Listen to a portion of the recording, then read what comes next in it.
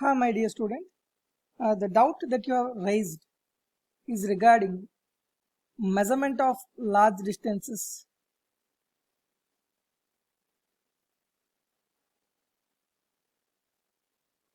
From the topic units and dimensions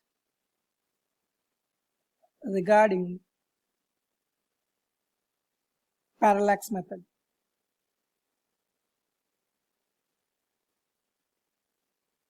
So what is this technique about? Or this word might look something new for you, but the technique of this parallax method is very simple and to the core of the fundamentals that you generally learned in your previous junior classes as well. So what is the technique here? First, I'm dividing this technique into two parts. One thing is its applications.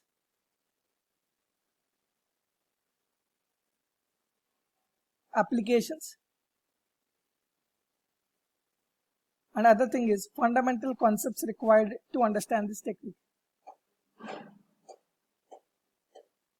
So what are the applications? Whenever large distances are involved in measurement, for example, to measure a distance of a planet or star from you, distance of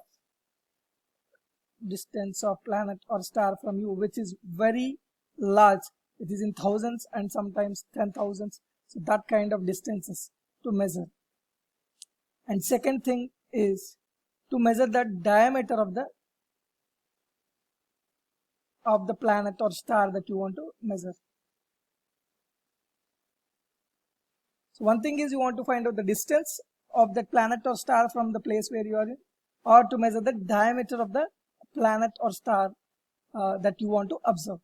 Both of them can be measured by using this parallax method, because we cannot measure those distances with normal application tools that you have, like scales and meter scales and whatever the different techniques that you use to measure the distances in your home cannot be used to measure the distances between the planets and diameter of the planet. So now, what are the techniques that we use and what are the fundamentals? These are the applications that I have explained.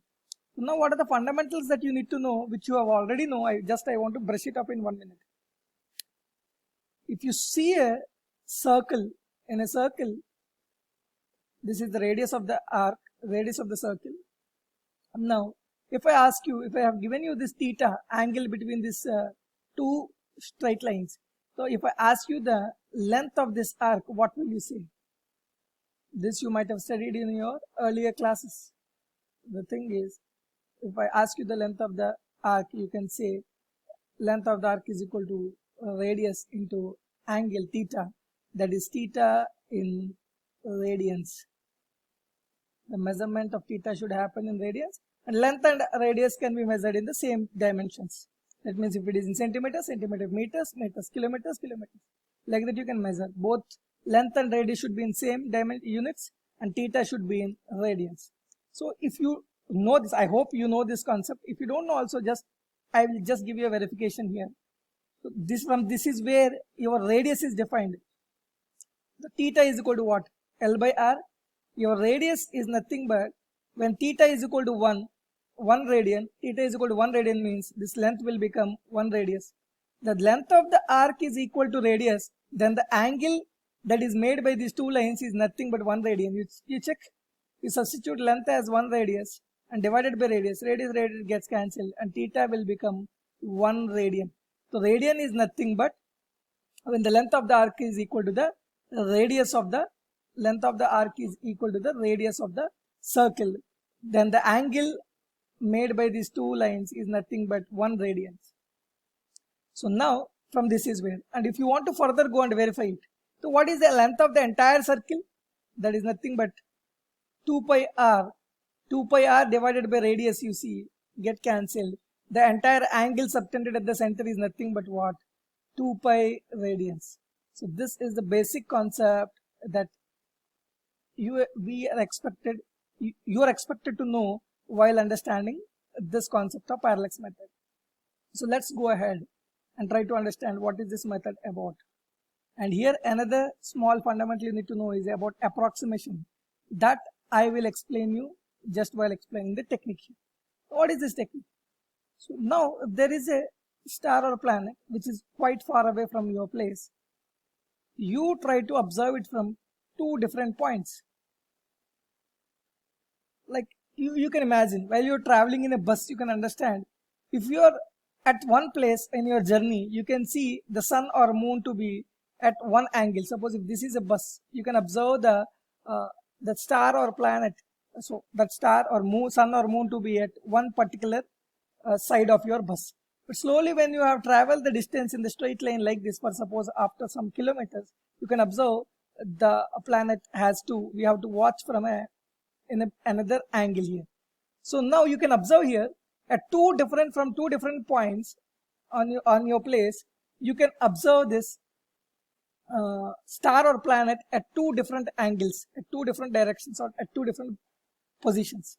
So now this distance between these 2 points of measurements, that A and B, 2 points you are measuring the same planet or star you are measuring from two different points. The distance between these two different points is called as basis here. The technical term is the basis of your measurement here. So now this is nothing but the distance of the planet or star from your position B. This is also the distance of that planet or star from the ground. So now this is the basis. I am defining this length as B. Now the angle made by the planet here with these 2 points is nothing but theta. We have to take it in radians. You might ask me how to measure this angle, sir. This is simple. If you keep where you are measuring, if you have an instrument to see, observe at what angle you are observing here. Here also you have an instrument, you observe how much behind, or what is the angle made by a planet with your position here. If you know these two angles, you know the sum of the angles in a triangle is 180. So you can get this angle as well very easily. In exams, generally, if questions are asked on this, they will give you this angle, or they will give you this distance. If two of them will be given and the third one will be asked as a question. So let us see. Now comes the approximation here. This is the distance of the planet, or distance of the planet from the place position, and this is the basis, the distance between the 2 points, and this is the angle made by the planet or star with these 2 points. So now here I will teach you the main crux lies here, the approximation. You imagine, students, here we have studied that L is equal to R theta. As of now, I am expecting you to know this concept. This is the theta, this is the radius, this is the length of that. But I am asking you to assume a very, very, very small angle.